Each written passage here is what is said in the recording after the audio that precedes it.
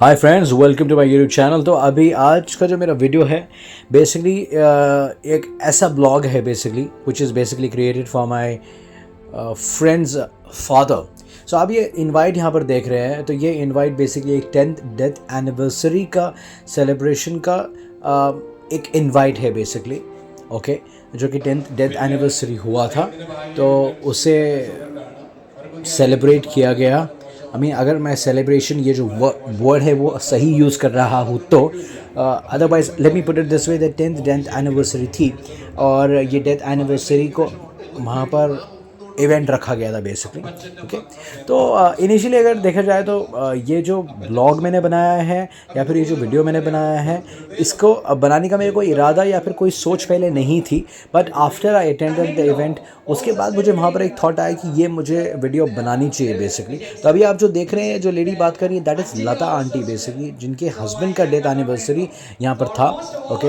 And my friends whose names are Alex and Christopher, okay, जो कि events industry से ही belong करते हैं। उनके फादर की डेथ एनिवर्सरी थी जो कि कुछ दिन पहले हुई थी। तो क्यों मैंने ये वीडियो बेसिकली बनाने का सोचा या फिर क्यों मैंने कवर किया, वो इसलिए कि यहाँ पर आप देख रहे हैं कि तमाम लोग एक एक करके यहाँ पे शेयर कर रहे हैं, राइट, अप्पचन जोसेफ के बारे में। जो अप्पचन जोसेफ जो कि क्रिस्टोफर और एलेक्स के फादर थे बेसिकली, एक्चुअली थे नहीं कहूँगा क्योंकि फादर तो हमेशा रहेंगे, लेकिन वो अब इस दुनिया में नहीं है, पहले थे, ओके। तो यहाँ पर लोग अपने जो है उनके साथ के एक्सपीरियंसेस शेयर कर रहे हैं, जो कुछ भी वो जानते हैं उनके बारे में शेयर कर रहे हैं।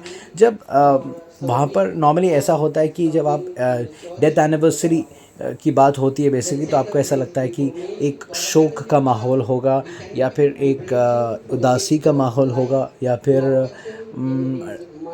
उस तरीके का माहौल बेसिकली। तो वही एक सोच बेसिकली होती है। लेकिन यहाँ पर एक चीज़ मैं ऐड करना चाहता हूँ, वो ये कि लोग यहाँ पर फॉर अ चेंज मतलब मुस्कुरा रहे थे। देखिए, इसमें दो पहलू बेसिकली होते हैं। वो एक कि जो इंसान चला जा चुका है उसके जाने का दुख बड़ा होता है, दुख तो बहुत होता है, लेकिन एट द सेम टाइम यहाँ पर लोग मुस्कुरा रहे थे, लेकिन एट द सेम टाइम वो उनके एक्सपीरियंसेस को शेयर कर रहे थे, उस इंसान के बारे में शेयर कर रहे थे, उन इंसान की अच्छी बातों को शेयर कर रहे थे या फिर चीज़ों को शेयर कर रहे थे जो कि उन्होंने अपने लाइफ में उस इंसान के साथ में बिताया है बेसिकली। तो आई थिंक ये बहुत ही अलग पहलू है जो मुझे दिखा, and I felt that yes of course. जैसे कि फॉर एग्जांपल मैं आपको बताऊं कि मेरे पापा भी इस दुनिया में नहीं हैं, उनको गुज़रे हुए तकरीबन 9 साल हो चुके हैं basically, and I remember him every day, almost every day. और कई बार ऐसे होता है कि मुझे उनकी याद इतनी स्ट्रांगली आ जाती है कि मुझे रोना आ जाता है और बहुत ज़्यादा भी रोना आ जाता है।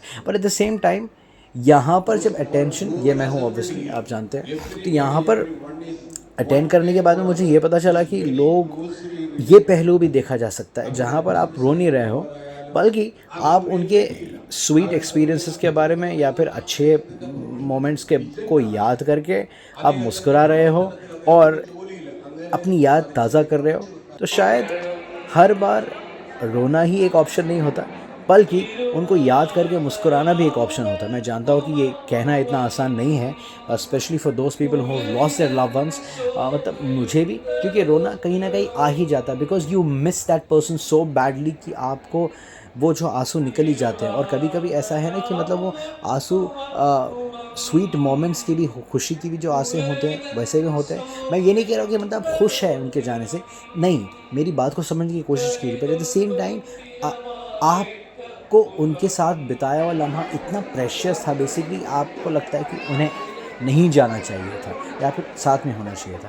अभी आप देख रहे हैं कि लोग फीस्ट कर रहे हैं, लोग लंच कर रहे हैं, लंच का भी इंतज़ाम यहाँ पर किया गया था और लंच भी इन्होंने काफ़ी अच्छा ऑर्गेनाइज़ किया था। I would say that the entire Joseph family did an amazing job out here, और काफ़ी उन्होंने अच्छा प्रोग्राम यहाँ पे अरेंज किया, ऑर्गेनाइज़ किया, इतने तमाम लोगों को बुलाया।